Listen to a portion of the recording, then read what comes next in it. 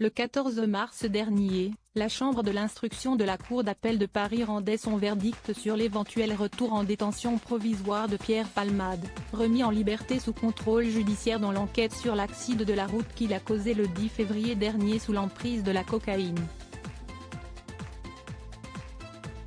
La Cour d'appel de Paris a décidé de laisser l'humoriste de 54 ans sous contrôle judiciaire, avec pour interdiction supplémentaire de quitter l'hôpital où il a été pris en charge. Une forme d'assignation à résidence mais sans bracelet électronique, ni policier devant sa chambre.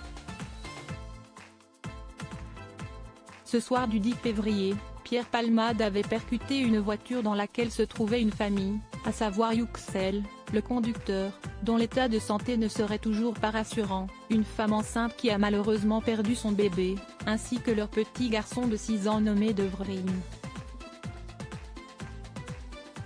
Ce dernier, avec un corset au cou, et au sein du domicile de sa famille, vient de prendre la parole pour la première fois depuis l'accident dans un extrait vidéo dévoilé ce mardi 21 mars par BFM TV. Je me sens bien. Mon corset, il me gêne quand je dors. La maîtresse ne me laisse pas sortir pendant la récré. Elle a peur que je tombe ou qu'il m'arrive quelque chose. Elle laisse les autres camarades rentrer dans la classe et jouer avec moi. Je mange de la soupe et du lait. Je ne peux pas manger des trucs très durs ni acides, a-t-il déclaré, avant de préciser qu'il ne se souvient pas de l'accident. Il dort beaucoup pour rappel, il est retourné à l'école depuis quelques jours. Il va tous les jours à l'école, le matin mais pas l'après-midi car ça le fatigue trop, a récemment révélé son cousin Omer Yacout à BFM TV, avant de préciser que les séquelles demeurent importantes pour celui qui avait été mis dans un coma artificiel juste après l'accident pour des blessures à la tête.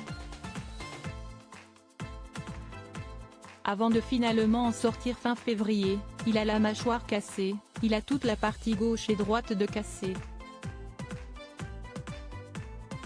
Il a un problème au cou, au cervical, du coup, il a un corset qui tient son cou et sa mâchoire. Pour l'instant il n'est plus comme avant. Du coup, il rentre chez lui pour prendre ses médicaments, on lui fait faire des exercices de kiné pour sa mâchoire et ses dents, mais la plupart du temps il est très fatigué. Il dort beaucoup, avait ensuite précisé son cousin. Ce dernier avait également expliqué que lorsqu'il avait emmené Devrim voir son père à l'hôpital, il était tellement choqué qu'il est resté paralysé. Car pour rappel, si lui est sorti de l'hôpital, ce n'est pas le cas de son papa, qui est la victime la plus touchée de l'accident, rappelle BFM TV.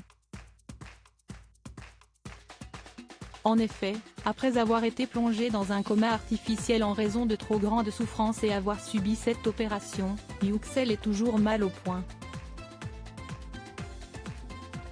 Il devra prendre des médicaments toute sa vie et va subir un long processus de rétablissement, annonçait l'avocat de la famille des victimes blessées Mourad Batik le 26 février dernier, toujours sur la chaîne d'information en continu.